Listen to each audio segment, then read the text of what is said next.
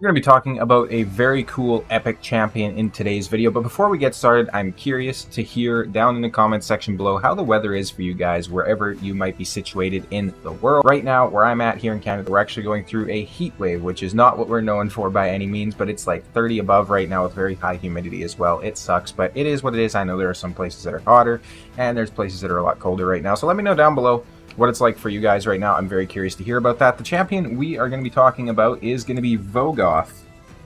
One of, I would say, the better epic support champions in the game. This big, fine-looking gentleman right here always reminds me of either a build or an enemy that you'd see in a game like Dark Souls 3. Whether or not that was intentional, I have no clue, but we're essentially going to be talking about how to build him, what stats you're looking for, all those sorts of good things. Let's go ahead and hop into his kit here real quick. So his A1 attacks one enemy 3 times, each hit having a 40% chance of increasing the duration of one random debuff on the target by 1 turn. This is a pretty decent skill, especially considering it's each hit. A2 attacks all enemies, has a 75% chance of placing a provoke on all enemies for 1 turn. Also has a 75% chance of placing the big version of decreased attack for 2 turns on targets who receive the provoke from this skill.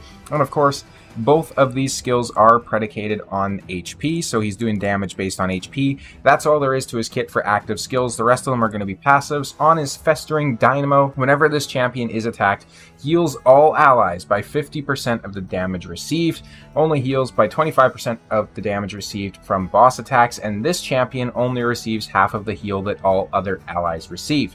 He has another passive as well, Eerie Presence, so when attacked, places a leech debuff on the attacker for 2 turns, just straight up places it. If the attacker is under a provoke, debuff placed also has a 100% chance of increasing the cooldown of a random skill on the attacker by 2 turns, occurs once per attack. This guy is actually pretty damn insane when you think about it. He is basically helping your entire team survive. He's placing provokes, decrease attacks, increasing cooldowns of skills, all those sorts of good things. This guy overall is fantastic. One thing I noticed here too is we actually have faultless defense. That's probably not the one that we want to go with. We want to go with Miracle Heal here for the blessing.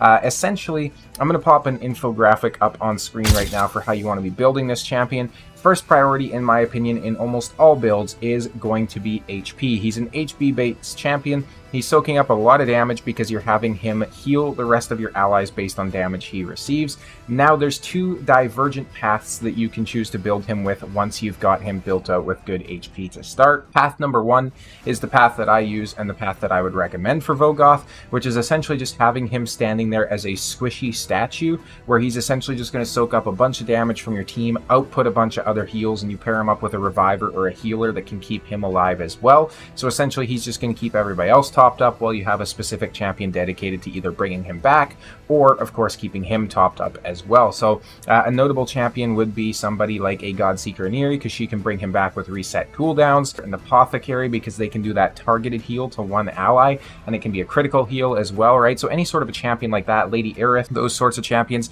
The second way you can build him is with a little bit less HP and then more either crit rate or accuracy, depending on what you want to do. Obviously, you can get okay damage out of this champion, especially in prolonged battles, considering he's an HP-based champion. Keep in mind, though, you're going to want him to take damage, and his damage output is going to decrease the more he takes damage because his HP is decreasing, obviously, right? He's unfortunately not one of the champions who scales their damage off max HP, unlike somebody like a Taurus. He is actually going to, you know, have a bit of variance there depending on what his HP levels are. And then, of course, if you build him with accuracy as well, you can start to place those debuffs and get those increased cooldowns and all those sorts of good things. The way I build him, though, is the first way, of course. So what do we have him built out in? We have him in Guardian, Frostbite, and a 1-piece Slayer. The Slayer has like no relevance in this build though, so you can safely ignore that. Guardian is a 4-piece set from the Griffin in the Doom Tower, so everybody can get this pretty easily.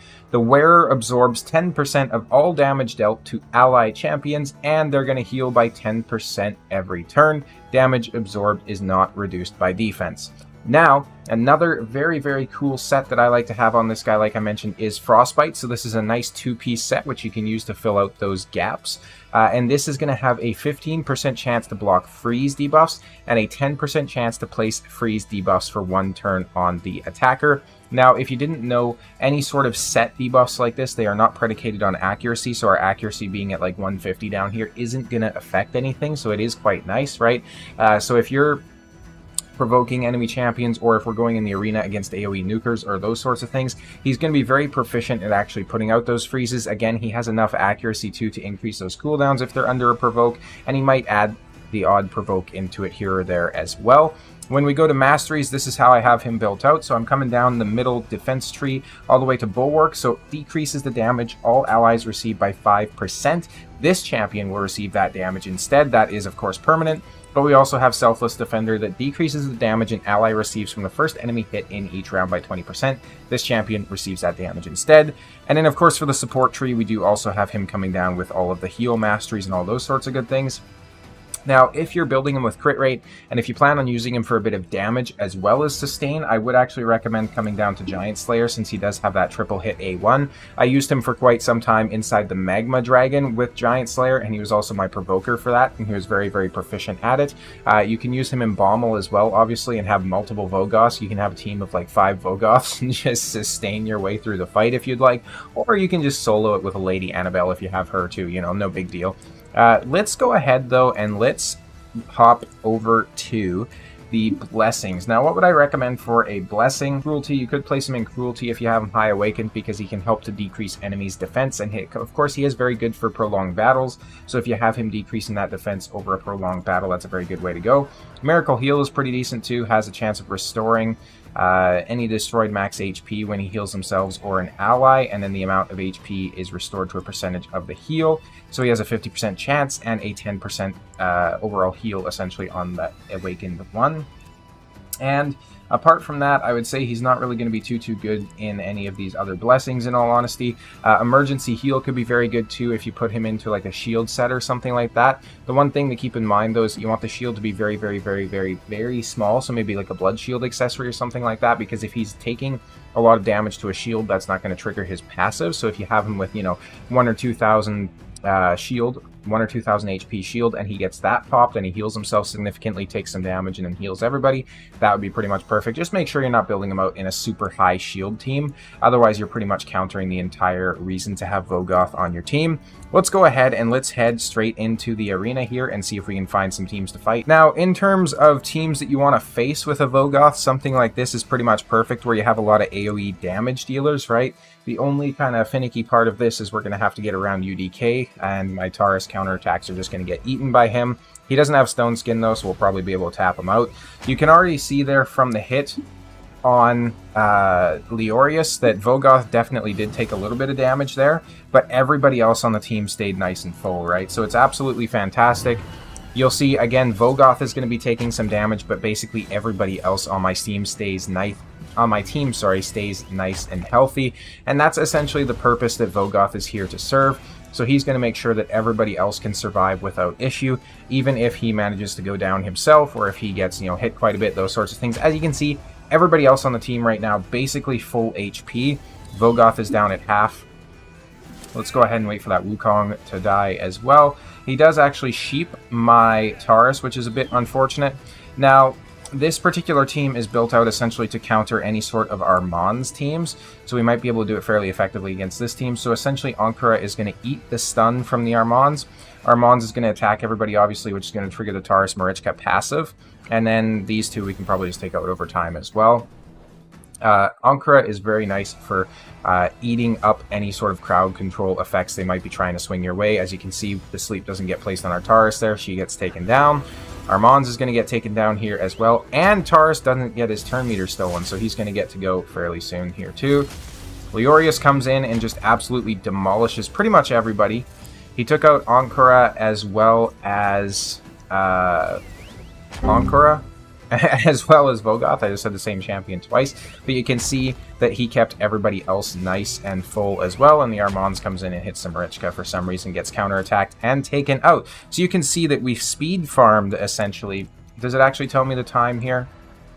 It does not, unfortunately, but we speed farmed the Leorius team, right? And Leorius is not an easy champion to get through, in my opinion. Essentially, what you're wanting to do with Vogoth is you're wanting to pair him against, and we actually see one of them in a defense here too, which is pretty nice. Very similarly built to mine, +1, 2-star Awaken. You're wanting to put them into a fight against a team where they're going to be facing a lot of AoE damage, so a team like this would be pretty much perfect. And of course, the Torment is going to be pretty much useless against us because he's not going to be able to freeze us without Ankara wiping that up. Down goes Lydia. We get the block damage coming in, of course, from Marichka's passive there as well. So we don't even take that much damage from the Trunda because our Vogoth has essentially no resistance, so he got burned there, which is quite nice. This is an absolutely insane team, in all honesty. If you need to go against any sort of like a team that has a single target nuker, what I would probably recommend doing is pairing it with a UDK. If you put a UDK as well as a Vogoth on the same team somehow, that is going to be an incredibly tanky team to try and take out, because any single target hits are going to go into your most likely incredibly tanky UDK, and then any AoE attacks they might try and bring in to counter that are just going to get soaked up by your Vogoth as well. So it's an incredibly scary team to go against, in my opinion. It's unfortunate that he was able to sheep the Marichka there, but she will come back soon enough. That being said, though, I don't know if we're going to survive because we do actually have some bombs on the Ankara there. Our Mons is down, though, which is quite nice. I don't have my Taurus built out with very much in terms of accuracy, so unfortunately he rarely ever gets those stuns landed that he's supposed to be able to land. We really need a cleanse and a heal. There we go. Perfect. We essentially just have to wait for the block damages to go away. Get the counter attack, or the ally attack, I guess, rather, coming in there from the Taurus. Now, all of them are opened up for damage as well, so even the Siegfried is going to go down sooner rather than later. I don't think he really has a way to sustain himself, so there we go. There it is. Boom. It's done. Now, this obviously wasn't the most high-tier team, but I know going against Siegfried sometimes can definitely be intimidating. Now, pretty much the worst thing you can do against a Vogoth, if you're trying to counter him or whatnot, is bring in some sort of a nuker that doesn't have enough damage to finish them off, because you're basically just going to waste your big money skill. I remember early on in the live arena going against, not live arena, sorry, tag team arena going against Vogoth teams with my Trunda, and she wasn't built very well, so I'd use my big money skill like the Forge Rhythm or something like that, and then she wouldn't kill them, and then everybody else is just healed up, and, you know, that's it. So, the Armands is going to go down here in the next couple turns. He does somehow get the sheep off. Not somehow, my Marichka doesn't have much for resistance. Now, I know you very easily could construe this as a showcase of the other champions, and that is perfectly fair, but more so just focus on the survivability of this particular team. Something like this might be decent, actually. I want to do something that has like large AoE damages, so maybe something like this. I bet their Hefrak is going to be in Stone Skin. That's the only thing that would really make sense. Yeah, of course he is. Get that AoE coming in. Boom. And as you can see, look at that. Like, Vogoth just helped keep us alive so easily there. That is insanity. Absolute insanity. So now, Ankara, hopefully she's able to come in and res as well. Vogoth, again, he gets killed, but he keeps everybody else nice and healthy inside the team, and we're able to speed farm that team in 24 seconds, which this certainly isn't a slouch team either, right? Like, that was a fairly decent combo, having all those champions paired together. The only thing I'd say is maybe just bring a bit more of a threat than, like, a Wukong or something like that there. I doubt we'll do very good against this team, especially since it's specifically formulated to counter Taurus Marichka, but let's go ahead and give it a try anyways. If you're pushing up in live arena, or if you're just pushing up inside classic arena, tag team arena, those sorts of things, I'd recommend giving Vogoth a try, because he can very easily be that off-meta champion that you need to help give yourself an advantage. Because at the end of the day, everybody's used to fighting... Yeah, everybody dies. Everybody's used to fighting, you know, the Duchesses and the Pythions and the Galatheers and those sorts of things. So when you start bringing in epic champions that have these weird skills that people might not face every day, especially if there's something like a Kraken or, you know, those sorts of things, and they might not be the most familiar with it, it definitely kind of serves to make things a little bit more juicy, a little bit more out there, right? So let's go ahead and Yeah, so this is an incredibly strong team right here, actually. So you need multi-hits to get around the UDK or AoE. You can't really kill Rotos in like 1 or 2 hits, right? So it has to be at least 2 hits or more. So it has to be like a 3-hit skill or more to be able to take those out. So you're probably better off going with AoE damage, but then they have the Vogoth in there to help, you know, filter out the AoE damage. That is an actually insane team. I don't know how well built the champions are, of course, but if they were well built, this is just a meme. If they were well built, that would be pretty scary to go against for sure. Something I want to call out too, I did notice that essentially the block passive skills would go on to your Taurus and Marichka at one point, and Taurus would counterattack before it actually seemed to take effect, so you would essentially just be able to ignore any sort of Ramen 2 teams. They seem to have buffed that recently, so now when the block passive skills go on, they don't actually counterattack, which is the way it should be, I think. But I think Ramen 2's skill is also reading as if he's like hitting them and then applying it, so it makes sense that they were counterattacking there too, so it's kind of weird. This team isn't all that strong. We're going against a Rathalos Blade Master, but they do have a Necrit. They have a Swift Parry Duchess for some reason too. Swift Parry is such an odd set. You don't really see it too much in 2024's meta, so I'm assuming he just has their built in that to change things up a little bit. I think this will probably be the last fight, though. That's interesting. My Marichka actually resisted his sheep there, which was pretty nice. I do have that infographic available, as always, inside my Discord channel there. Discord is linked down in the description. I also, of course, have cell files set up in my Discord for the RSL helper, so if you're looking to get those as well, they are down in the description. Not in the description, but they're in my Discord. You know, YouTube isn't a big fan of sharing files and stuff like that directly from their platform, and neither am I, in all honesty. That way, if anybody has questions or anything about it too, they can just ask in the Discord as opposed to me, you know, answering it in the YouTube comments section 35 million times or something crazy like that. Thank you guys all so much for watching, though, and the support and the love on the channel recently. It's always very nice to hear from you guys in the comments, so definitely keep the positivity coming, and I'll see you guys in the next video.